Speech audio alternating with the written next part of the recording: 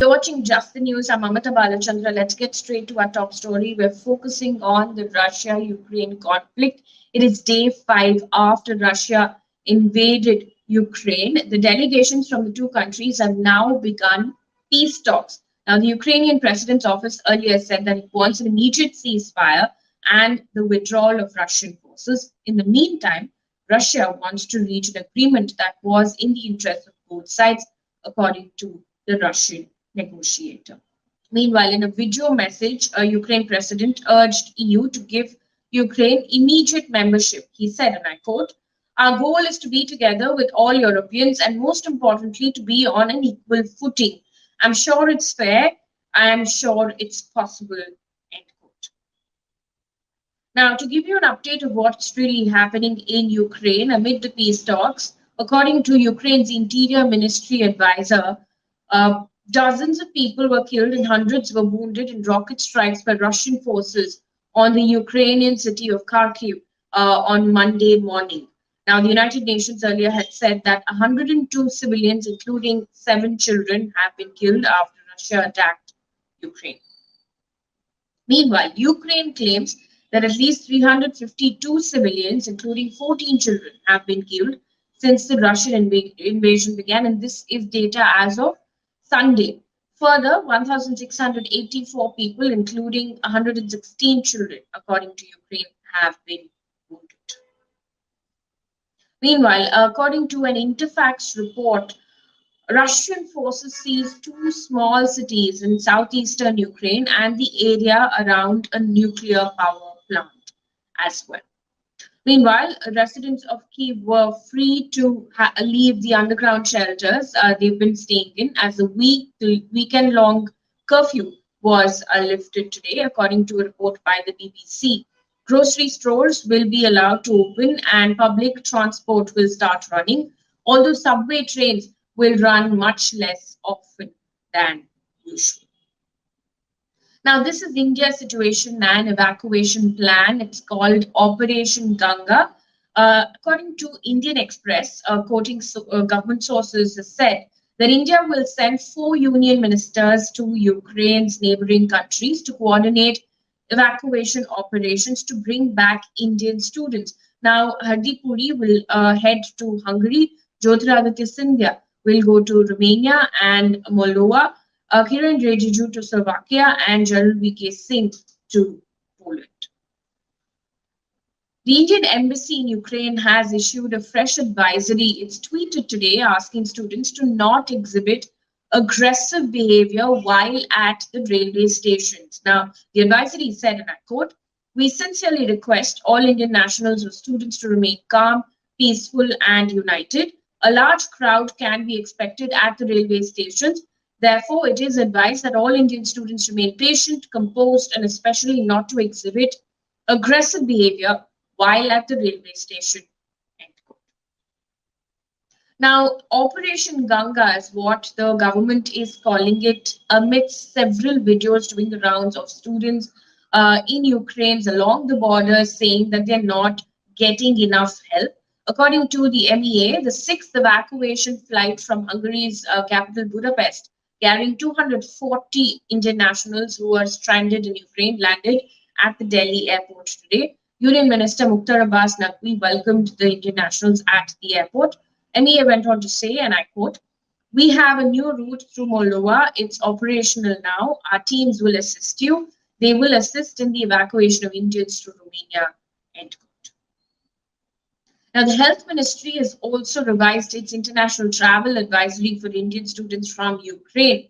It has made exemptions for the mandatory pre-boarding negative RT-PCR test and vaccination certificate. Now, it's also exempted uploading documents before departure on Air Suvidha portal.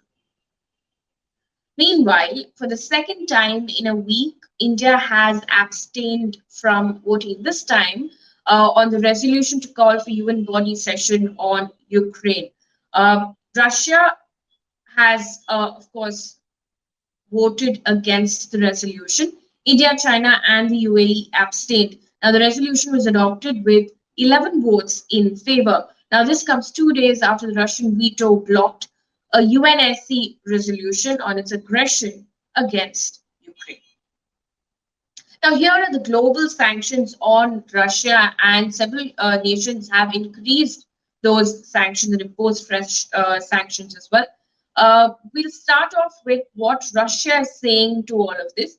In a press conference, Kremlin spokesperson has said that Russia planned to ride out sanctions imposed by Western countries that have sent the rubble tumbling. Now, the spokesperson said, and I quote, "The Western sanctions on Russia are hard, but our country has the necessary potential to compensate for the damage," end quote. He also added that, and I quote, "Today, Putin will be working on economic questions and meeting key ministers, including the finance minister and central bank governor," end quote. Now, this comes after the UK, along with the US and EU, have cut off Russia's banks from financial markets in the West, stopping dealings with the central bank, state-owned investment funds, and the finance ministry.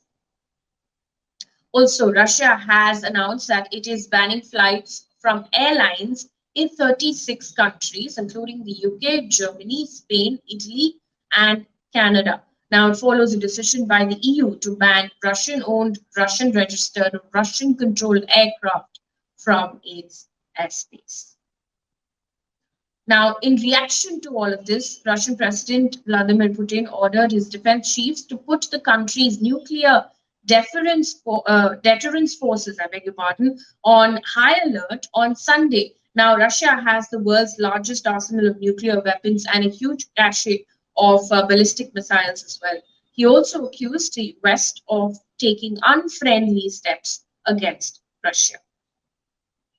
Now, here are the further sanctions that have, several nations have imposed, starting off with United Kingdom.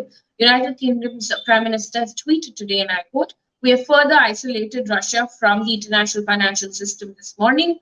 Working with our partners and the G7, we are determined to impose the most severe economic measures possible against Putin for his abhorrent campaign against Ukraine. Putin must fail," end quote. Now, Ukraine's foreign minister has taken to Twitter today to urge countries to cut all business ties with Russia and dubbed Putin as the, and I quote, "Hitler of the 21st century." This is what the foreign minister tweeted, and I quote, "Cut all business ties with Russia. All of them making business with Russia today means financing aggression, war crimes, disinformation, cyber attacks, and personally the Hitler of the 21st century named Vladimir Putin," end quote. Now, as far as evacuation and the number of people who have fled Ukraine are concerned, the UN spokesperson has said that around 4.22 lakh people have fled from Ukraine to neighboring countries. Now, over 1 lakh people are now displaced within Ukraine. In the meantime, according to UN, at least 102 civilians have been killed. That number is far higher, according to Ukraine itself. Now, Ukraine has also claimed that more than 5,000 Russian soldiers have been killed in the first 4 days of fighting in Ukraine. Now, in a statement posted on Facebook, Ukrainian officials said approximately 5,300 Russian troops have been killed and claimed that 191 tanks, 29 fighter jets, 29 helicopters, and 816 armored personnel carriers have been destroyed by Ukraine's forces. And this is the report according to the BBC. Now, there are protests that have erupted across different nations, starting off with Washington, D.C., where several people, including Ukrainians, have taken to the streets in front of the White House to show their solidarity to Ukraine. In the protests, there were Ukrainian flags, prayers, and slogans that were chanted as well. In the meantime, Latvian Parliament today voted unanimously to allow nationals to volunteer to fight in Ukraine if willing. So this was a voluntary thing. This comes after Latvia shut its airspace to Russian planes. Now, we move on from this big story and we continue to bring you updates on the story as and when it develops, but we now focus on COVID. According to the Directorate General of Civil Aviation, the suspension of scheduled international passenger flights in the country has been extended till further orders. It was earlier extended till the 28th of February. In other news right now, starting off with the hijab controversy, according to Indian Express, 3 students were allegedly denied entry in government PU college in Karnataka's Udupi to attend practical examinations on Monday with hijab. Now, one of the students told the Indian Express, and I quote, the practical examination, including internals, is for 30 marks, and the written examination will be for 70 marks. If we don't attend practicals, it means we will be ineligible to attend the written examinations, end quote. Now, the High Court's verdict on a batch of petitions filed by students from government PU colleges in Udupi over restrictions on wearing the hijab in classrooms is currently pending. On to politics right now, starting off with Manipur elections. According to the chief election officer, 78.03% voter turnout was recorded in the first phase of the assembly polls in Manipur as of 5 p.m. today. In the meantime, there were incidents of violence also reported. According to the Indian Express, at least one person was injured in a clash between 2 parties in one of the districts. An EVM was damaged and it was later replaced. In the meantime, according to TOI, 53.93% polling was recorded till 5 p.m. on Sunday in the 5th phase of the Uttar Pradesh Assembly polls. Now, there are a total of 7 phases of UP polls. Vote counting will take place on the 10th of March.